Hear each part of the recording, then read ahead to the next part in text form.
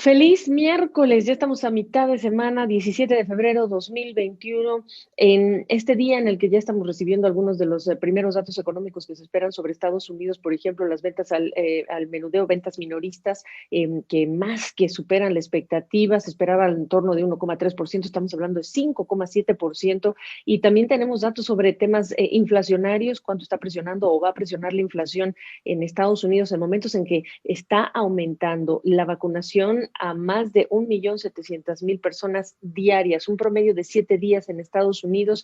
Quienes no vivimos allá, pues podemos sentirnos con tristeza, con envidia o con preocupación por el ritmo que llevamos en la vacunación en América Latina y el Caribe. El día de hoy también estaremos escuchando el posicionamiento de México a través del secretario de Relaciones Exteriores, Marcelo Ebrard, en lo que es el Consejo de Seguridad de Naciones Unidas, cuando hable de este acceso inequitativo a las vacunas. Pero hablando de vacunas, pues lo que ha ocurrido en un país de nuestra región ha sido todo un escándalo cuando más de 400 personas, 487 personas, imaginen, 487 personas, pues recibieron una vacunación temprana, por cierto, porque ocurrió en octubre, cuando todavía no se aprobaban en ese país las vacunas, y estamos hablando de políticos, de empresarios, de sus familiares, ya le llaman el vacuna gate, y ha hablado de esto el presidente, y lo que también hay que recordar es que estamos a menos de 2 meses de la elección presidencial.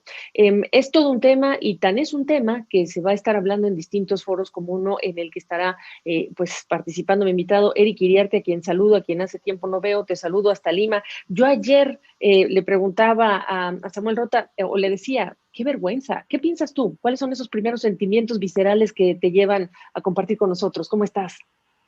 Hola Gaby, un gusto hablar contigo de estos temas y lo primer sentimiento visceral, no solamente de vergüenza, sino la de asco.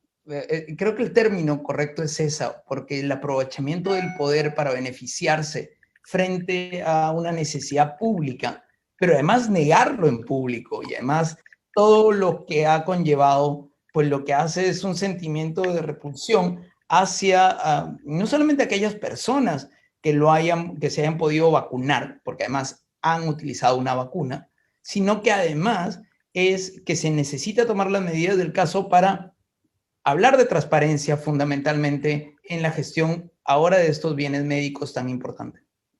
Y dentro de esa gestión, tú dices asco, ¿es una opinión o es una sensación generalizada, dirías tú? O me decía Rota ayer, bueno, lo que pasa es que también ya estamos con un país que ha tenido tantos escándalos de corrupción que casi que está, no sé si insensible, pero por curtida, la sociedad incluso indiferente. ¿Qué dices tú, Eric?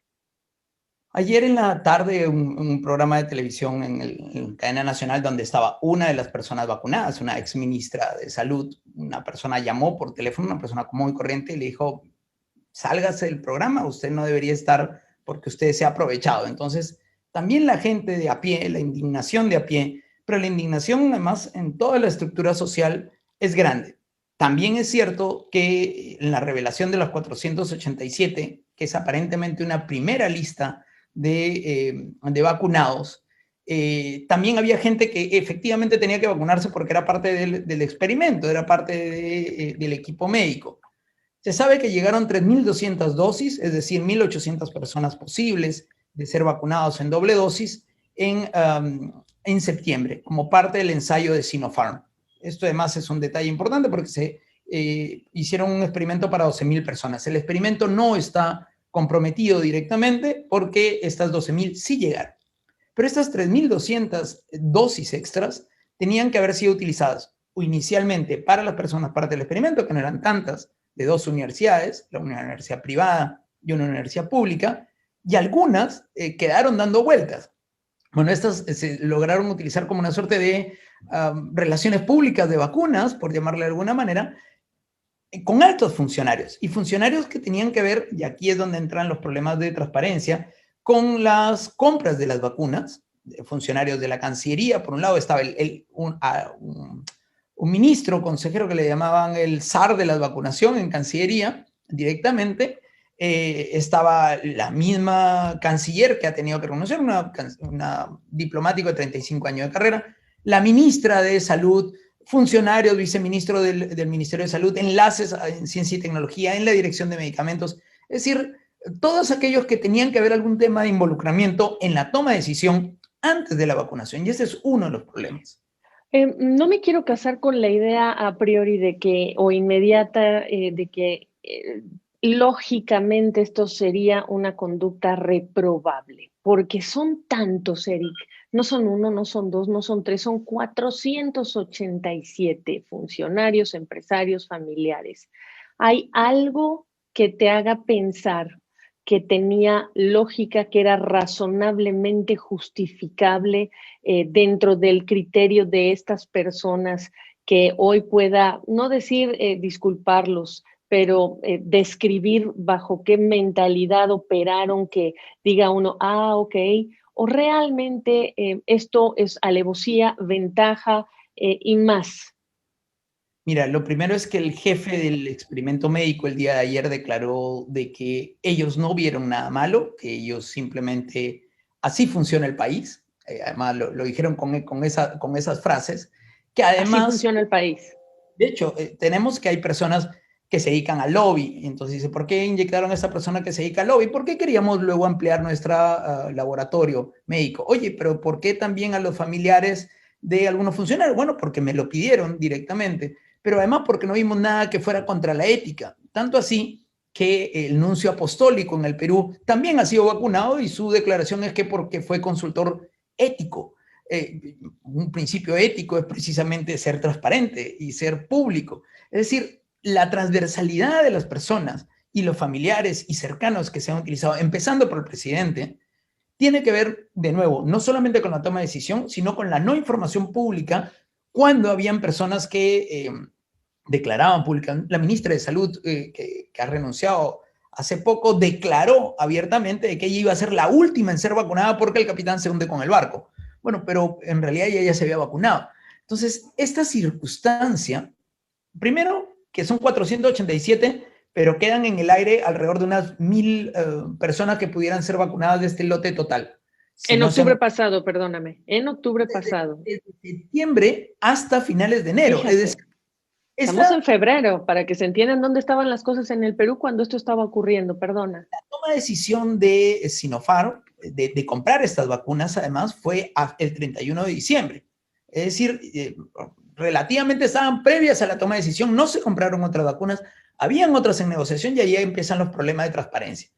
Negociaciones se cayeron aparentemente porque decían que no eran correctas, porque faltaban términos y condiciones adecuadas, pero justo cuando habían recibido estas vacunaciones por parte de Sinopharm. Luego tienes que se han conseguido otras vacunaciones, otras vacunas de otras marcas, pero después de que ya se había comprado un primer lote o un primer acuerdo con esta compañía. Un tercer elemento tiene que ver con el momento en el cual la gente estaba comprando o tomando estas vacunas y la forma como le fueron acercadas, que tiene que ver de nuevo con el coordinador del proyecto y con el tema ético. Y un tema que además hay que reconocer es que esto ha sido un trabajo de la prensa. Y eso es algo que a veces se nos olvida. Esto fue una ¿Qué denuncia. medio es el que dio a conocer la lista? El canal es Willax, el programa es Veto a Saber y el periodista es Carlos Paredes. Este periodista Porque hay estaba... que darle un aplauso, y perdona que te interrumpa, porque hay que darle un aplauso, hay que reconocer que la sociedad informada se debe a este tipo de esfuerzos que no son sencillos de personas como él. Perdona, adelante. Sí, y es que además es parte de una investigación mayor de una publicación que estaba haciendo sobre el presidente, donde revelaban esto, este dato en concreto, y esto ha llevado en días, el día de ayer se ha conformado una comisión investigadora del Congreso que tiene 15 días. Muchas de las comisiones de nuestro país demoran meses, incluso años. Esta tiene 15 días para resolver, 9 días para resolver la comisión interna que ha declarado el presidente Sagasti en el Ministerio de Salud. Y evidentemente la fiscalía anoche ya entró a la universidad a buscar información documentaria, pero ya la universidad había entregado esto a primera lista. De nuevo, habrá que ver si es la lista final, si es la lista total. Y nos preocupa no solamente la insensibilidad que pudiera generarse, sino las declaraciones de las personas diciendo, yo no me he vacunado, cuando llegue la vacuna seré el primero en O sea, vacunarme. mintieron, ese es el punto que estamos haciendo, porque decimos qué normalidad puede ser o puede traer esta conducta. El tema es que se ocultó, se mintió públicamente en declaraciones, perdona. Y ahí hay un problema práctico y es, tenía parte de las declaraciones de la gente de la Universidad Cayetana Heredia de decir, pero no eran bienes públicos. Sí, en efecto, la vacuna venía de Sinopharm, pero para poder ser utilizada había una reglamentación. Segundo, habían los funcionarios que tomaban decisión, tienen un código de ética pública, pero además tienes un problema de acceso a la información pública que uno descubre que están la esposa, la cuñada, el cuñado, el secretario, el chofer, empresarios, ahí el dueño de un chifa, un restaurante. Restaurante. ¿Cómo te puedo explicar que además ya no es solamente la indignación o estos sentimientos, sino que si no se tiene una autoridad de transparencia autónoma en el país, no va a poderse avanzar. Lamentablemente, a diferencia, por ejemplo, México, que tiene una autoridad autónoma y que está en problemas, Cuestionándose en riesgo, exacto. En Perú no hay. la transparencia le causa problema al poder. Y si no Claro. tienes autoridades autónomas de transparencia, pues evidentemente esto no se puede cumplir. Me queda muy poco tiempo. Eric, déjame hacerte dos preguntas. De hecho, son como tres, pero las voy a combinar. En primer lugar, cuando pasan estas cosas, yo que tengo 25 años en el periodismo, me he preguntado cuánto el problema está de raíz. ¿A qué me refiero? ¿Cuánto la cultura política o los liderazgos se han dado con personas que tienen alguna parte del chip de sensibilidad no prendido porque no se les educó correcto y entonces las escuelas que están generando los liderazgos del presente y del mañana tienen que modificar la manera en la que los valores se tienen que incorporar en esa educación futura? Esa sería una reflexión que te pediría brevemente, pero la otra, para cerrar esta conversación, te pediría que me enuncies qué capas son las que todavía hay que quitarle a este escándalo que a ustedes llaman la atención en términos de datos, de información, que van a completar esta terrible novela de vergüenza para los peruanos por lo que ha sucedido y de orgullo para el periodismo peruano. Mira, lo primero es que el tema de cultura es intrínseco, ¿no? La viveza criolla, que le hemos querido llamar durante años, análisis psicológicos y psiquiátricos de cómo es nuestro comportamiento, va reflejado de frases como roba pero hace obra, eh, dejarlo, no importa que mienta mientras que nos permita tener un beneficio. Tiene que ver con el mecanismo de populismo, de saber que te están mintiendo, no te van a entregar lo que dices, pero igual votas por él. Además, en tiempos de campaña se ve esto muchísimo más. Creo que no es solamente un fenómeno peruano, creo que es latinoamericano, pero en Claro. Perú la falta de institucionalidad de los partidos políticos, del Estado en sí mismo, conlleva un mecanismo de clientelismo y mercantilismo absolutos. Con lo cual, amigo de quién eres, en qué colegio estudiaste, en qué barrio estás, pariente de quién eres o cuál es tu apellido, pueden terminar siendo elementos claves cuando uno mira y analiza la lista de los vacunados y en qué puesto de poder estás. A veces se decía que el poder corrompe, ¿no? El poder lo que hace es atraer a personas con personalidades patológicas que realmente quieren este poder para beneficiarse. Y a lo segundo, felicitar de nuevo al periodismo peruano. El periodismo peruano ha sido clave para el descubrimiento de muchos de los escándalos en el país, de todos los canales y todos los colores en todo el país. Hay que reconocerles abiertamente su labor. Pero además, aquí hay una capa que todavía falta investigar. Fueron 3.200 dosis. Hay solamente 500 nombres. Faltan al menos unos 1.300 nombres que deberían aparecer. Segundo, las investigaciones que se tienen que hacer tienen que llevar a sanciones efectivas. En un periodo propio de elecciones, que nos quedan 45 días, poco más o poco menos para las elecciones, ¿esto qué implicancias políticas futuras va a tener?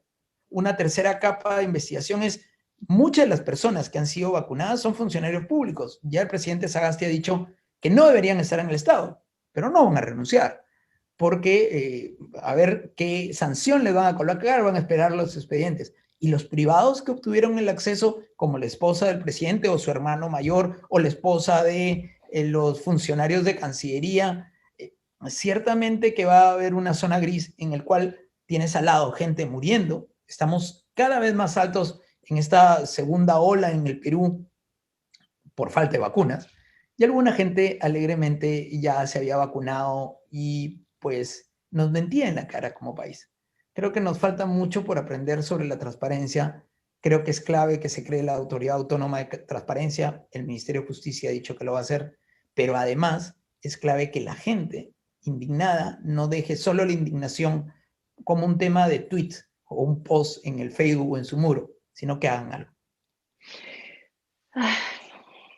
Yo quiero mucho al Perú, tú lo sabes, porque yo he tenido muchos viajes hermosos al Perú, amo Perú, es un país que a mí me ha dado mucho, que me ha enseñado mucho, que se parece mucho al mío, hasta en la comida.